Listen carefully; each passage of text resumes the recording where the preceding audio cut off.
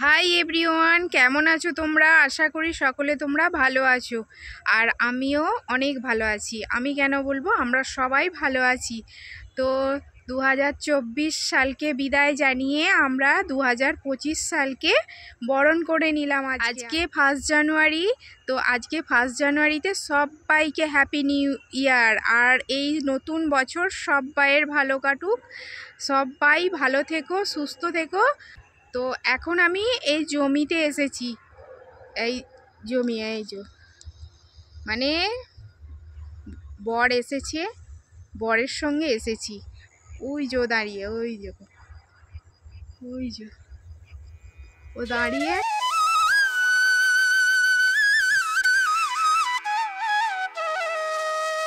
সমস্ত জমি বিক্রি হয়ে গেছে এইগুলো, তাই আমাদের মন খারাপ লাগছে।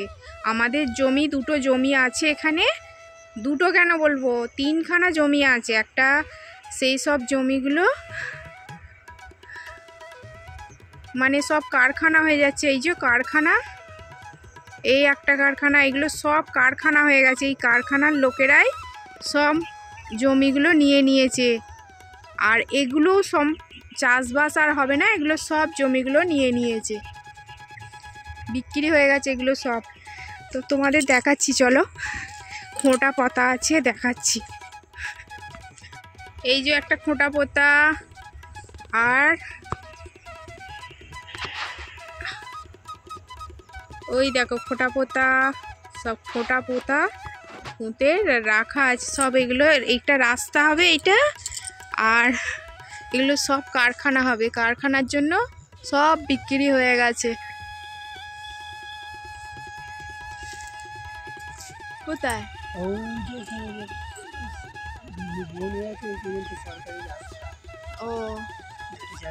সরকারি রাস্তায়।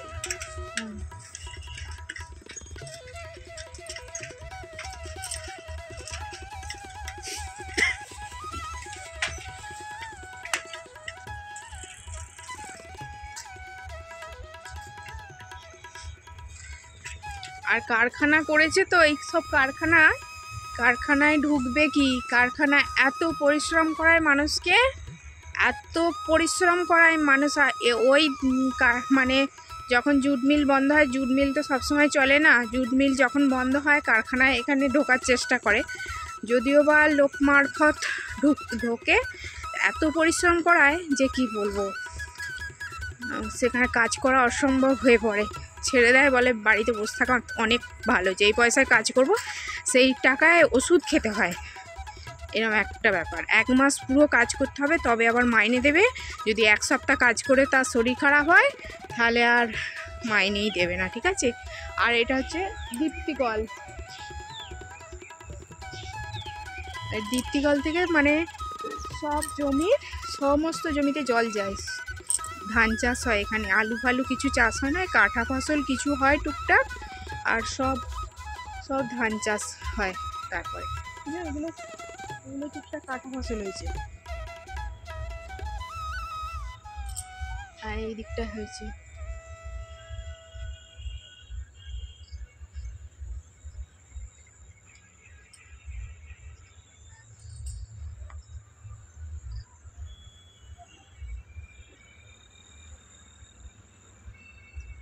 ওইদিকে কি চাষবাস হয়েছে দেখাই, চলো।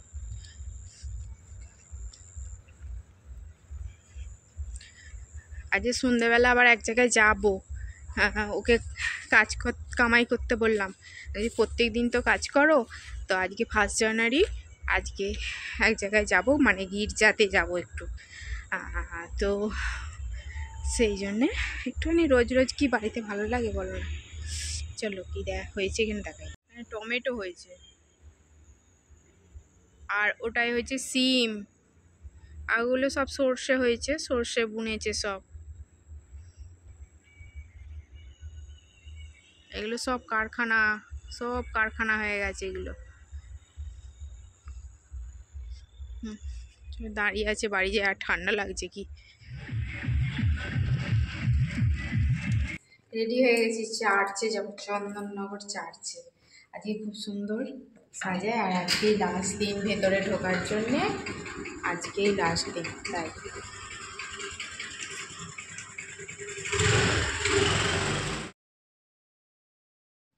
এটাই চন্দননগর চার্চ। আর এই চন্দননগর চার্চ খোলা থাকে একমাত্র 25শে ডিসেম্বর থেকে 1 জানুয়ারি পর্যন্ত। আর এই কটা দিন মানে চন্দননগরে এই চার্চ থেকে স্ট্যান্ড পর্যন্ত এত ভিড় হয় যে কি বলবো, ঢোকা যায় না। আর মেলায় ভর্তি, আর নানা রকম খাওয়ার দাওয়ার স্টলও বসে।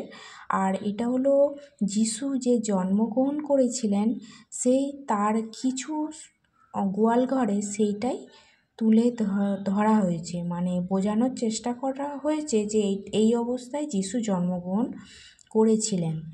আর এখন আমরা ঢুকছি চন্দননগর চার্চের ভিতরে। চন্দননগর চার্চের ভিতরে ঢুকে দেখলাম আমরা যে একটা মোমবাতি পড়ে গেছে আর নিভে গেছে, সেটা আমি তুলে জ্বালিয়ে দিলাম। বাড়ি থেকে আর মোমবাতি জ্বালিয়ে মানে আনা হয়নি, তাই জ্বালানো হয়নি, নিভে গেছে যেটা, সেটাই জ্বালিয়ে দিলাম। আর চন্দননগর চার্চে ঢুকছি আমরা, আমাদের যে মন্দিরে একটা মূর্তি বসানো থাকে বা মসজিদে কিছুই থাকে না, আর এই চন্দননগর চার্চে এই যে যিশুর এই মনোরম জিনিসটা আছে, এই যে এই জিনিসটা। আর ওদিকে আছে এই দিকটা আছে প্রার্থনা করার জন্য কয়েকটা বেঞ্চ পাতা, এখানে সবাই বসে মনে হয় প্রার্থনা করে।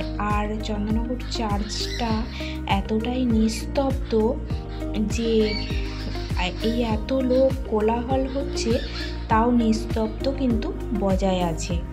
আর এখানে বাচ্চারা সবাই এসেছে, তারা যে যেমন পারছে সেলফি তুলছে, ফটো তুলছে আর ভিডিও করেও রাখছে।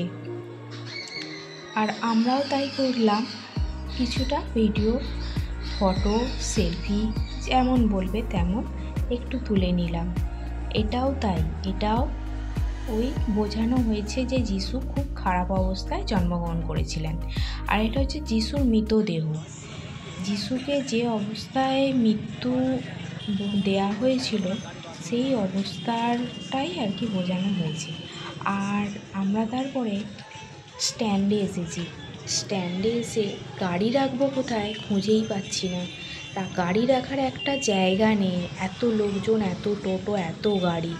তা অনেকক্ষণ অপেক্ষা করার পর একজন গাড়ি বার করে নেওয়ার পর এই জায়গাটা ফাঁকা হলো, রাখলাম গাড়িটা। তারপরে আমরা বসার তো জায়গা পাইনি বেঞ্চে, তারপর স্ট্যান্ডে এই জায়গাটায় গঙ্গার ধারে এসে দুজনে দাঁড়ালাম। তা বললো দাঁড়িয়ে দাঁড়িয়ে কী করবে, এই ঠান্ডার মধ্যে চলো। আর এত ভিড় হয়েছে, এই দেখো, এত মানে এই রকমই হয় প্রতি বছর এই রকমই হয়, এর থেকেও ভিড় হয় বলতে গেলে। তা আমরা দেখে মানে এই জিনিসগুলো উপভোগ করলাম, ঠান্ডায় বেরোই না সচরাচর।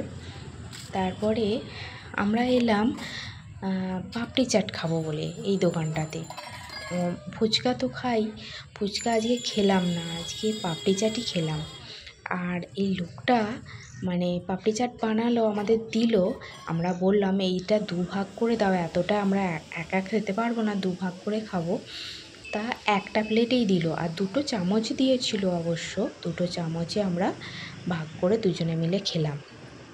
আর তারপরে যাচ্ছি বাড়ির দিকে, বাড়িতে নিয়ে এলাম